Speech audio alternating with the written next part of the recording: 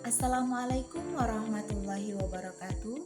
Perkenalkan, nama saya Dema Putri, NIM 8568859997, mata kuliah Filsafat Ilmu, IDIK 4006, jurusan EPKIP, Prodi Pendidikan Guru Sekolah Dasar, Salut Kepahyang.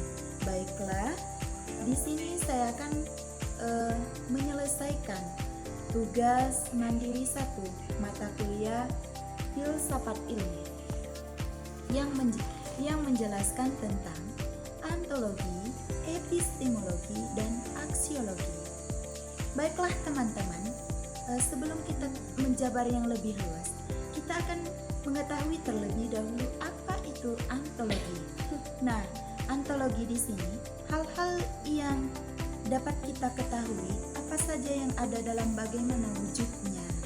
Nah, terus ada juga epistemologi. Epistemologi ini mempelajari tentang pengetahuan atau ilmu itu sendiri yang berkaitan dengan metode dan ruang lingkupnya. Nah, setelah epistemologi di sini, saya akan menjelaskan tentang aksiologi. Nah, aksiologi ini yang dapat kita mempelajari nilai-nilai etika, penerapan ilmu, pengetahuan, dan di dunia nyata. Nah, kalau kita kaitkan ketiga ini tadi, itu memang sangat berkaitan. Kenapa sangat berkaitan? Ibarat sebuah bangunan, antologi adalah landasannya, epistemologi adalah struktur dindingnya, dan aksiologi adalah fungsi atau manfaat dari bangunan tersebut. Dapat kita paparkan lagi bahwa antologi itu adalah hakikat. Nah, hakikatnya di sini, antologi membahas tentang objek, apa yang ditelaah oleh ilmu tersebut. Nah, antologi juga dapat menjawab pertanyaan, apa hakikat dari sesuatu yang kita ingin kita ketahui. Nah, di sini ada dua kategori lagi yang harus kita ketahui, itu fokus. Nah, kita memfokuskan suatu hakikat kenyataan atau keberadaan, realitasnya itu apa. Nah, setelah itu ada peran. Nah, peran di sini menunjukkan batasan-batasan ruang lingkup yang mempelajari ilmu agar keluar dari jalur objek yang kita bahas. Nah, setelah itu epistemologi. Epistemologi di sini cara mendapatkan ilmu. Bagaimana kita mendapatkan ilmu di sini? Setelah menunjukkan objeknya, setelah kita ketahui antologi tadi, kita butuhkan metode untuk mempelajari. Kembali ke epistemologi tadi, membahas proses atau prosedur untuk memperoleh kebenaran. Nah, di epistemologi ini juga ada fokus. Kita memfokuskan ke suatu metode atau sarana, tata cara, dan fasilitas ilmu tadi. Nah, setelah itu, setelah fokus tadi, kita ada peran. Nah, di peran ini menentukan apakah pengetahuan tersebut dapat dipertanggungjawabkan secara ilmiah melalui metode deduktif, induktif, atau eksperimen. Di sini setelah itu kita ketahui kajian tentang aksiologi. Nah, kita ketahui tadi kalau landasan aksiologi tadi dijabarkan sebagai fungsi atau manfaat suatu bangunan, maka aksiologi di sini kita paparkan juga menjadi pembahasan tentang tujuan atau manfaatnya tadi. Seperti kita bahas yang di atas tadi, dari ilmu yang telah diperoleh, ia berkaitan dengan etika dan estetika. Nah, juga aksiologi ini juga mempunyai fokus.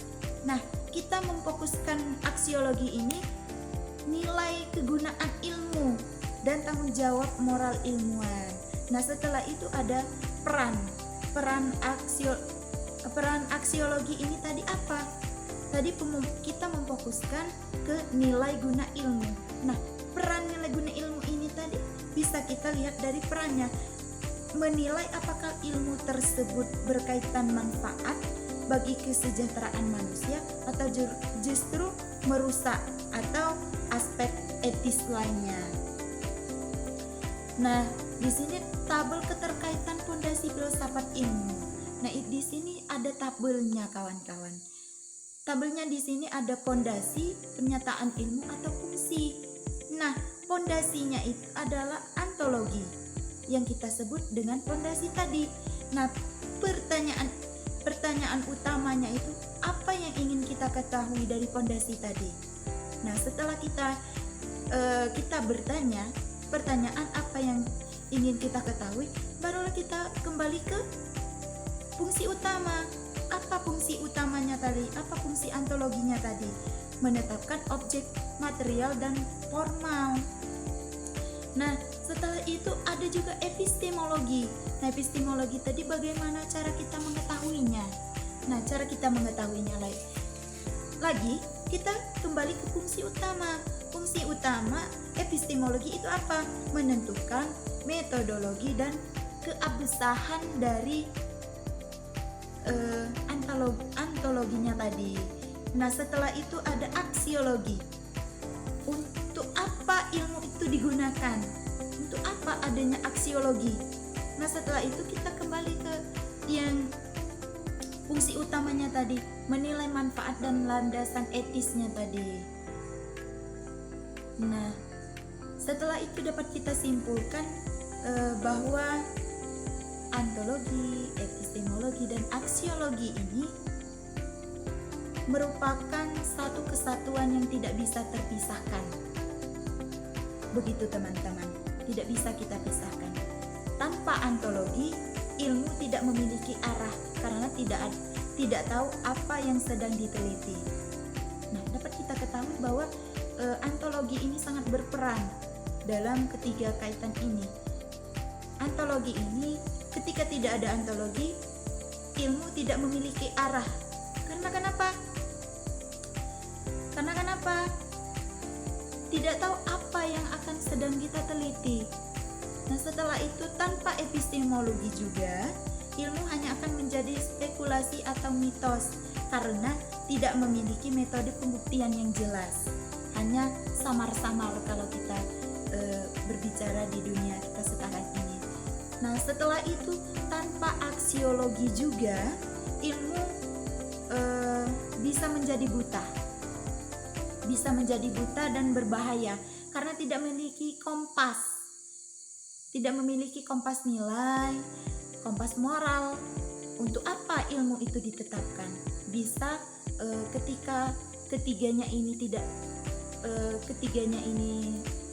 tidak berkaitan, maka suatu kajian itu menjadi hambar, tidak bisa kita ketahui. Nah, setelah itu secara sederhana juga antologi memberikan bahwa bahwa antologi menjelaskan bahwa memberikan bahan bukunya misalkan. Nah, setelah itu epistemologi yang memprosesnya menjadi suatu hidangan misalnya. Nah, setelah sudah kita ketahui prosesnya tadi, setelah menjadi suatu hidangan, dan aksiologi ini menentukan apakah hidangan tersebut sehat dan manfaat bagi yang memakannya. Nah, itu teman-teman, mungkin hanya itu yang dapat saya sampaikan. Lebih dan kurang saya mohon maaf kepada Allah. Mari kita sama-sama mohon ampun. Saya akhiri, wallahu muwaffiq ila aqwamit thoriq. Wassalamualaikum warahmatullahi wabarakatuh. Unzur mangkola wala tanzur mangkola. Bye bye.